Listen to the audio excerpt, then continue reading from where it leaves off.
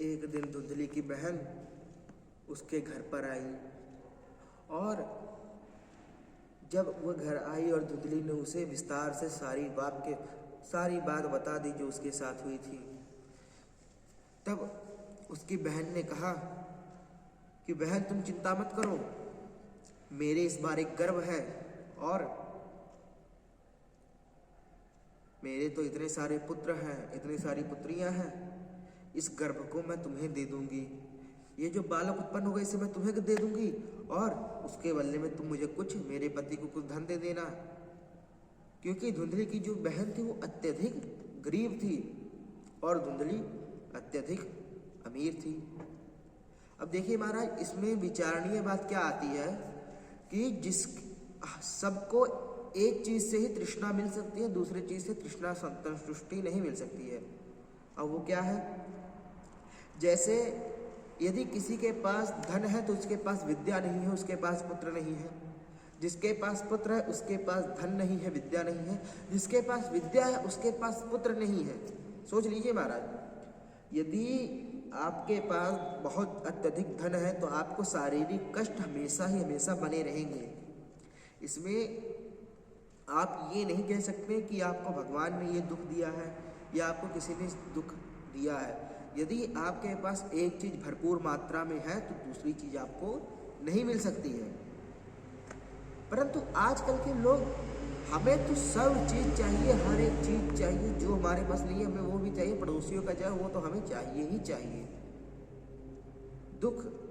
दुख तो सबसे बड़ा एक ही होता है कि यदि कार पड़ोसी ले आया है तो उस कार को हमारे पास क्यों नहीं है, ये सबसे बड़ा हमारा आज का दुख है। इसीलिए जब इस प्रकार से उसकी बहन ने ये कहा तो आत्मदेव घर आए तो धुंधली ने ये कहा कि मुझे इस बार अपना जो पुत्र को जन्म देना है वो मैं अपने बहन के घर दूंगी। आत्मदेव मान गए, उन्होंने उसे उसकी बहन के घर भेज दिया। बहन के जो बालक उत्पन्न हुआ वो उसने धुंधली ने ले लिया और अपने घर वापस चली आई। और महाराज, जो उसने फल ग्रहण नहीं किया हुआ था, जो सन्यासी बाबा ने फल दिया था, वो फल जो धुंधली ने नहीं ग्रहण किया था वो अपनी गाय को दिया था। गाय ने वो फल खाया और उसी के धुंधली के वापस आने के ठीक 3 महीने बाद उस गाय ने बड़े ही दिव्य, बड़े ही सुंदर बालक को जन्म दिया। और सोचिए, गौ निर्वाक्य प्राणी जो बोल नहीं सकती है, 4 पैर है, परंतु उसने 2 पैर वाले बालक को, इतना मनुष्य बालक को दिव्य जन्म दिया। इसे देखकर समस्त के समस्त जितने भी उनके ग्रामवासी थे वे बड़े ही आत्मदेव के ऊपर खुश हुए और उनके भाग्य की महिमा गाने लगे। और हो भी क्यों ना महाराज, जहां पर एक पुत्र के लिए वह तरस रहे थे वहां उन्हें 2-2 पुत्र मिल गए, तहाँ वो खुश नहीं होंगे तो क्या होगा।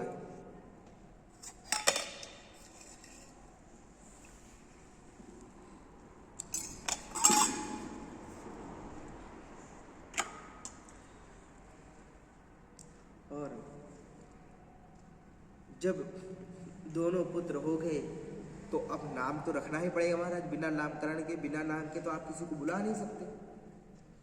तो जब धुंधकारी का नाम रखना हुआ तब उसकी माता ने उसका नाम रखा और नाम रखा कि मेरा नाम जब है धुंधली तो इसका नाम होगा धुंधकारी। अब देखिए महाराज, इस पे विचार करने बात क्या है? इस पे विचार करने बात ये है कि यदि बालक का, जातक का नामकरण यदि पिता या कुल गुरु अर्थात किसी पुरुष के माध्यम से होता है, किसी ब्राह्मण के माध्यम से होता है, तब तो उस बालक के अंदर उस नाम के अर्थात गुण आ जाते हैं। क्योंकि जब पुरुष या पिता बालक का नाम रखता है तो बहुत ही सोच समझकर और बालक के भाग्य को देखकर उसका नाम रखता है। क्योंकि